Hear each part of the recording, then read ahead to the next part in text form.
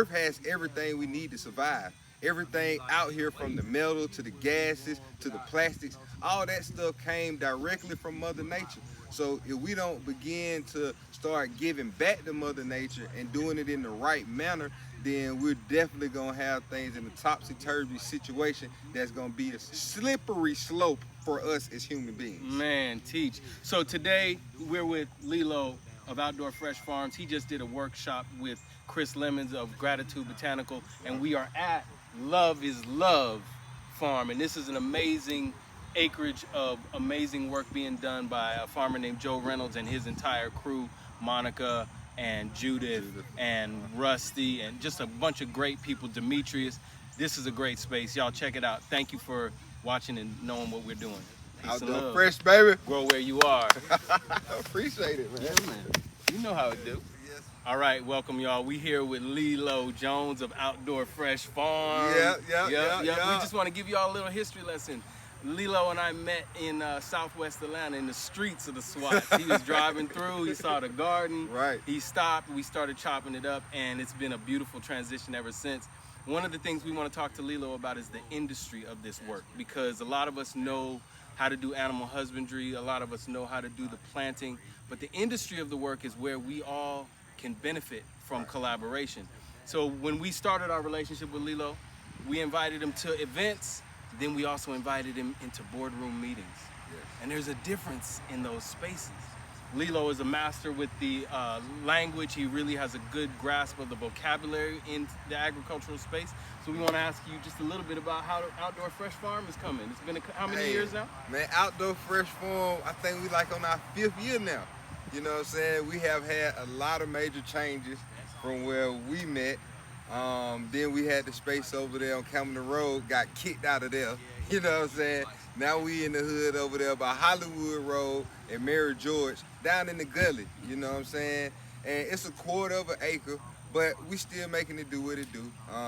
We got the goats out there. We got a nice orchard out there. We got a good growing garden out there.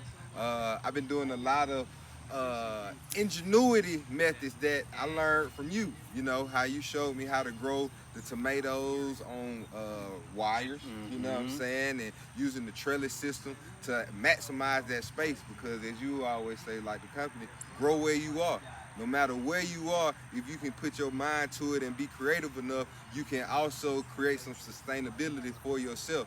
So that's been the major motivation and the major method, and I guess you could say the major focus at the Outdoor Fresh Farm is basically teaching people that regardless of where you are, you can grow some stuff. You know what I'm saying? We got nice trellises. We got, as soon as you come in, we had 4 different types of cucumbers, 4 different types of beans, 2 different types of tomatoes, growing all on like a tunnel trellis that we created out of cattle panel and some T-posts, you know. And when people came in, we had those Asian long beans. I call them the Rasta beans because they look like them locks and they get super long, you know what I'm saying? And, you know, it also look good because when you growing things in the garden, they automatically gonna be exotic because it's something that everybody else can't get their hands on. And then when you start diving into agriculture and you see the different diversity and the different types of plants that you can grow, man, it's like, it's definitely a difference from being in those board meetings and some of those executive meetings from actually doing the work that get your hands dirty, because some of those people in the spaces, they don't know what it takes to make these things cultivate. Yeah, you definitely have to have the knowledge on both sides.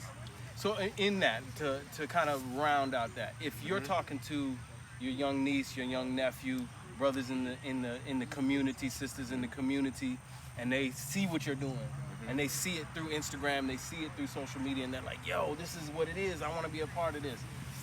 What would you say they need to know on the business side in order to have 4 or 5 years into it? You definitely need to know about business, about commodities.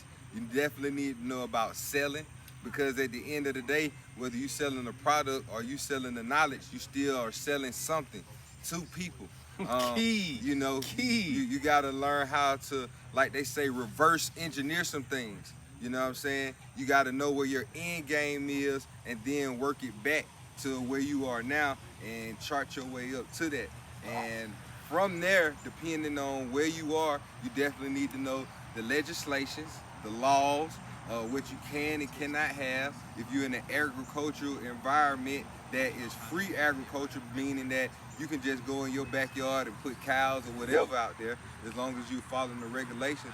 Or if you're in an urban environment like myself, you got to go down to City Hall. You got to start talking to the agricultural commissioners and starting to see what you can do, because you might be all well and good teaching people and the wrong person see what you got going on. Now you got big fines and sometimes jail time. You Check get what that I'm saying? out. And that ain't no joke right there. So when you talk about reverse engineering, our last question is for you. You said you got to know where your end game is and then work your way back. Right.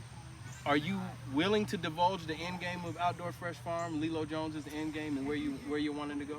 Oh, the end game from Outdoor Fresh Farm is basically spreading the knowledge.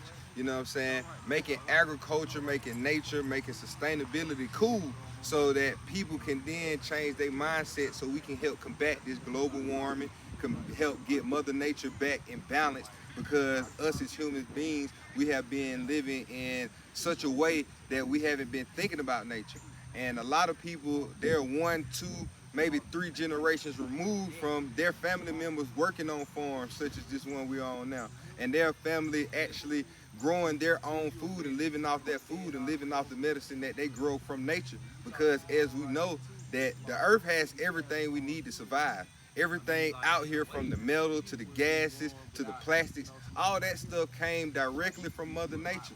So if we don't begin to start giving back to Mother Nature and doing it in the right manner, then we're definitely gonna have things in a topsy-turvy situation that's gonna be a slippery slope for us as human beings. Man, teach. So today we're with Lelo of Outdoor Fresh Farms. He just did a workshop with Chris Lemons of Gratitude Botanical, and we are at Love is Love Farm. Grazing in the same field, you know what I'm saying? That rotation of grazing. And we need to start growing grains.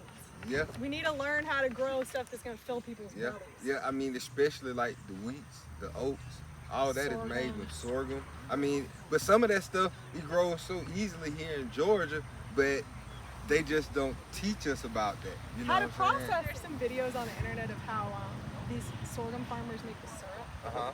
And it's, it's like hilarious Right. watching these people. 'Cause it's all sorts of people too. Like a bunch of men get together and they're boiling down the syrup in this big, huge pan on top of a fire, and they're keeping it and they're drinking and they're talking. And it's like a whole day affair. But we don't even have the equipment to be able to. We need to learn about that stuff. Right. Because I can grow grain all day, but if I don't know how How to to process it. I mean, that's just like how you guys taught me with the oats, with the milky oats. And I was like, okay, I know I'm gonna let the oats grow and I'm gonna get the seeds, but then you was like, oh no, get them early, and then that's when you can make the different tinctures, and you were teaching me all the health benefits of it. And that was something I didn't know. All I thought I was gonna do is get some oat seeds, roll them out, and have oatmeal. Right. And then we